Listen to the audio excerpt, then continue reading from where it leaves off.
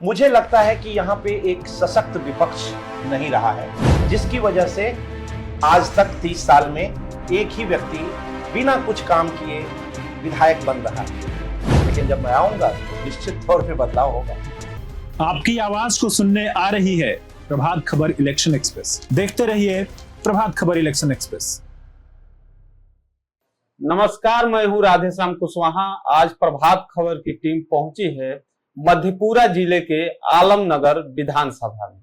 तो हमारे साथ विनोद आशीष जी हैं, जो कि जर्नलिस्ट हैं और अब राजनीति में उतरने की मन बना चुके हैं।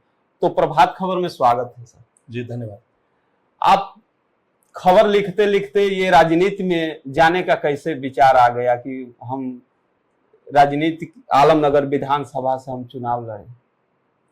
देखिए, आपने पहले ही कहा कि पत्रकार हैं और राजनीति में आ रहे हैं, तो पत्रकारिता और राजनीति तो एक दूसरे के बिना चल ही नहीं सकती।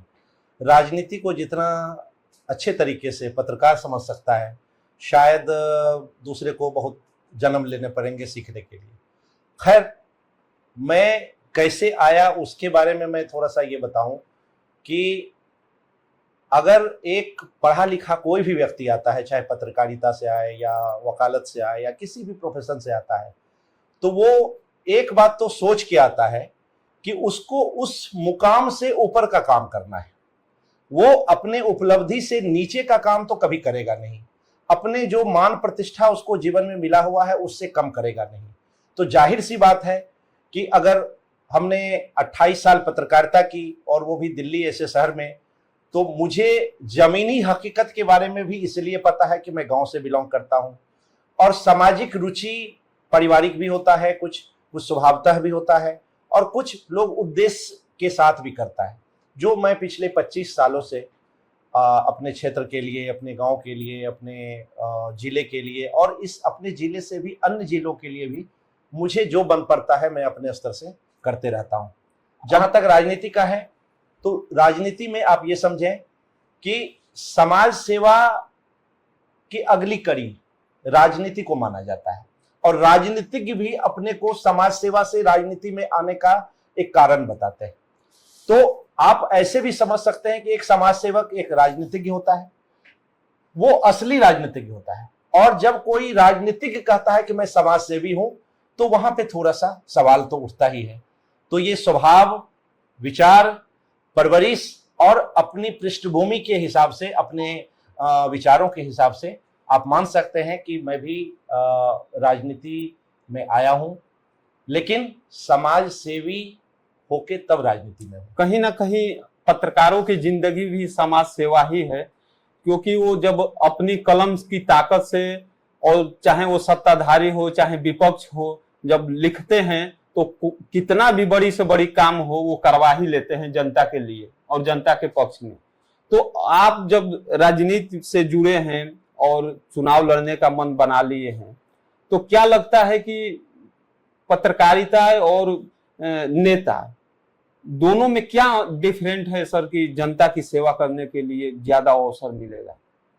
देखिए, मैंने पहले ही कहा कि वो हर व्यक्ति के अपनी अपने सोच पे निर्भर करता है कि वो, अगर मैं मान के चले कि मैं 10% पे हूं और राजनीति 100% है, तो 10% वाला राजनीति में इसलिए आता है कि उसके 100% तक पहुंचना हो, चाहे वो सामाजिक प्रतिष्ठा की बात हो, चाहे वो अपने आत्मिक शक्ति, सामाजिक शक्ति, आर्थिक शक्ति को बढ़ाने की बात हो, और या नहीं तो अपने यश को बढ़ाने के लिए या अपने क्रिएटिविटी को और आगे बढ़ाने के लिए आता है। जहां तक मेरा सवाल है, मैं एक चीज तो जाहिर है कि पद, पब्लिसिटी या मान सम्मान हासिल करने के लिए मैं इसमें नहीं आया हूं। मैं एक कर्तव्य नागरिक का, एक जन्मभूमि है मेरा, भटगामा गांव है, मेरा निवास है, मेरी जन्मभूमि है। मैं अपने जन्मभूमि के लिए कुछ बेहतर करने की कोशिश में, आप मान सकते हैं कि इसको राजनीति में आना हुआ, या हमारे स्वभाव के हिसाब से सामाजिक और राजनीतिक तो कोई बहुत ज्यादा फेर है नहीं, इसलिए मैं आया हूं। रही बात फर्क का, तो अगर प्रोफेशनल लोग आते हैं, जिसमें कि पत्रकार को भी प्रोफेशनल माना जाता है जी, तो वो बेहतर करने का प्रयास करते हैं, क्योंकि उनको अपने मान सम्मान की चिंता होती है। वो उस चीज को समझ चुका होता है, उस चीज को फील कर रहा होता है कि हमें ये चीज कैसे और कहां करना है। ठीक है, तो वो बेहतर तरीके से राजनीति कर सकता है, अगर करना है तो ईमानदारी पूर्वक कर सकता है, क्योंकि उसको इस बात की लालच नहीं है कि वो पैसे के लिए काम कर रहा है, क्योंकि वो तो सब दिन दूसरे से सवाल किया है। तो जब उनके ऊपर खुद सवाल उठेगा तो फिर वो उनको पसंद आएगा नहीं। तो इसीलिए पत्रकार जितने भी आज तक राजनीति में आए हैं, चाहे आप अरुण शौरी की बात करिए, एमजे अकबर की बात करिए, या बहुत सारे ऐसे नाम हैं, वो सफलतापूर्वक वहां तक पहुंचे हैं और उन्होंने अपने मान सम्मान को बरकरार रखा है। एक चीज और हम जानेंगे कि बिहार में तो ऐसे कई पार्टियां हैं, लेकिन अभी राजद, कांग्रेस, बीजेपी, जदयू, ये जो पार्टियां हैं, और एक जनसुराज पार्टी है जो उभर करके इस समय बिहार में एक्टिव है। तो अगर आप टिकट मिलता है तो किस पार्टी से चुनाव लड़ना चाहेंगे? देखिए, जहां तक अब चुनाव और दल की बात है तो जाहिर सी बात है, इसमें दो बातें आती है। जनरली लोग सोचते हैं कि विचारधारा के हिसाब से लोग पार्टी चुनता है, लेकिन अब चूंकि मेरा प्रोफेशन पत्रकारिता रहा है तो हम लोग खबर के हिसाब से, वो विजुअल्स हो या उसके सूत्र हो या जो भी कलेक्शन है खबरों की का जो संकलन है, उसके हिसाब से करते हैं।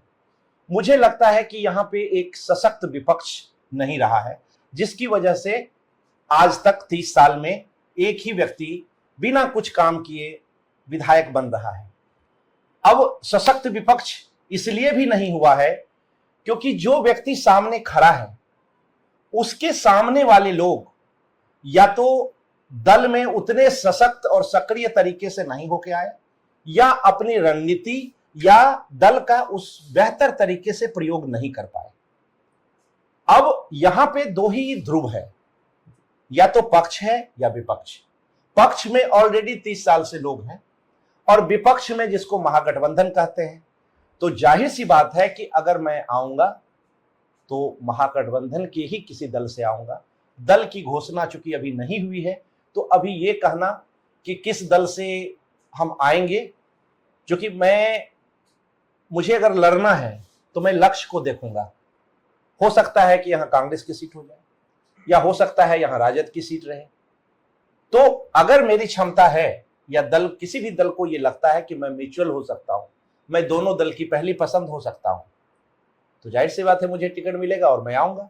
लेकिन जब मैं आऊंगा तो निश्चित तौर पे बदलाव होगा। तो हमारी बात हो रही थी आलमनगर विधानसभा की समस्या पर। तो यहाँ की एक गंभीर समस्या है बाढ़ को लेकर के। यहाँ पे जब आलमनगर विधानसभा में प्रभात खबर की टीम पहुंची और घूम रही थी, तो बड़ी आबादी बाढ़ से त्रस्त है। तो सर, उसके लिए क्या योजना है आपके, जो अगर आपको मौका मिलता है तो? देखिए, आपको मैं थोड़ा सा पहले ले जाना चाहता हूँ।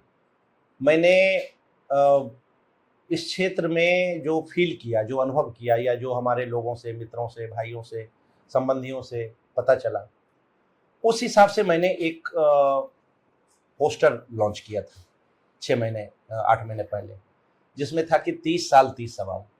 और उसमें मैंने 30 महत्वपूर्ण बिंदुओं को उठाया था, जिसमें सभी चीजें शामिल थी। अच्छा। जिसमें सिर्फ एक बार तो एक इनपुट है जी। हमने उसमें स्वास्थ्य की भी बात की थी, हमने शिक्षा व्यवस्था की भी बात की थी, हमने पलायन और शिक्षा की बात की थी, हमने रोजगार की बात की थी, हमने उसमें युवाओं के खेल और शारीरिक प्रशिक्षण की बात की थी, हमने महिलाओं के रोजगार, विशेष रोजगार की बात की थी, हमने उसमें जो संस्थागत विकास है, जैसे चौसा को अनुमंडल बनाने की बात थी, भटगामा को प्रखंड बनाने की बात थी, नया नगर और ये खापुर भी काफी समय से संघर्ष कर रहे थे, हमने उनकी भी बात उठाई। हमने कपसिया पुल, अस्थाई पुल की भी बात की थी।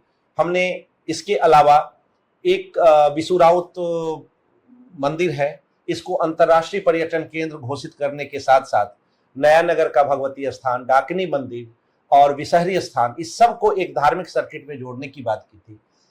रही बात और भी आधारभूत व्यवस्था के लिए, तो आप ये जाने कि ये पिछड़ा इलाका है, यहाँ पे मैक्सिमम काम वर्ल्ड बैंक के द्वारा होता है। तो विधायक को सड़क, नाला, पुल, पुलिया के लिए बहुत कुछ करने की जरूरत नहीं होती है। एक शब्द में आप कहेंगे तो मैंने उन 30 बिंदुओं को ऐसे बिंदुओं को उठाया है जिसको कि हमने फील किया है, जिसको कि हमने ये समझा है कि ये काम होना चाहिए। अब रही बात कि एक एजेंडा की बात करेंगे कि इसको कैसे करेंगे, तो मेरा एक ही जवाब है कि रोड कैसा भी हो, अगर चालक अच्छा हो तो वो गाड़ी को मंजिल तक पहुंचा देता है। तो अब आप ये समझें कि कोई भी व्यक्ति जो ये दावा करता है मैं ये काम कैसे करा सकता हूं, मैं ये काम कैसे कर सकता हूं, उनके अंदर क्या क्षमता है, उनके अंदर क्या विशेषज्ञता है और उनका उस काम के लिए क्या अनुभव है, इस पर निर्भर करेगा कि वो उस मामले को कैसे निपटा सकता है। एक और यहाँ की सबसे बड़ी समस्या जो देखा जब हम बाढ़ क्षेत्र में गए थे, तो वहाँ के लोगों का ये भी कहना था कि हम लोग के पास जमीनें नहीं है और बड़ी आबादी में है जो रोड के किनारे पड़े हुए हैं, जो बोल रहे हैं कि हमारे पास जमीन नहीं है, इसलिए हमको कोई योजना का लाभ नहीं मिलता है। देखिए, बहुत अच्छा सवाल किया।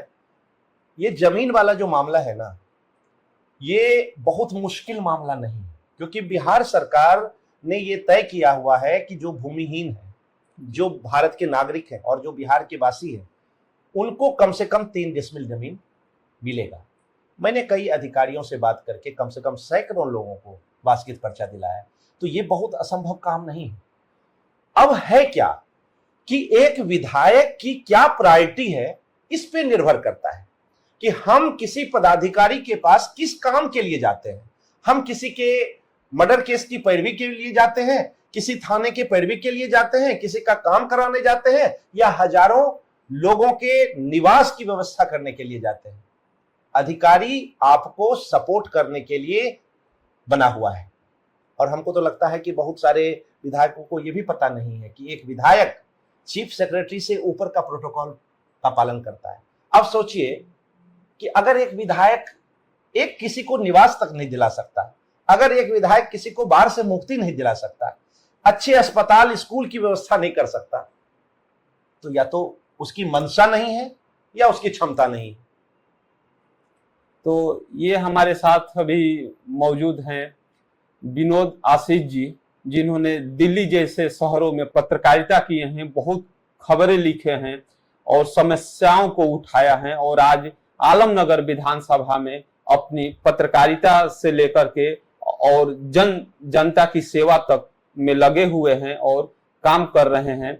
हो सके अगर इन्हें महागठबंधन से टिकट मिलता है तो इन्होंने प्रत्याशी के रूप में जनता के बीच में जाएंगे और विधानसभा चुनाव लड़ेंगे, और जनता का भरोसा जब जीतेंगे, जनता उम्मीद है कि जनता अगर भरोसा करती है, मौका देती है, तो सदन में पहुंचेंगे और तमाम जो समस्याओं पे ये खबरें किए हैं और जो नजदीक से देखे हैं, मुझे लगता है कि उससे निपटाने के ही लिए इन्होंने संकल्प लिया है कि मैं विधायक बनूंगा, उन समस्याओं पे काम करूंगा जिन समस्याओं पर इन्होंने विस्तृत रूप से कवरेज किए हैं। तो प्रभात खबर में आपका धन्यवाद, बहुत बहुत धन्यवाद। प्रभातखबर.com, विश्वास वही, रफ्तार नहीं।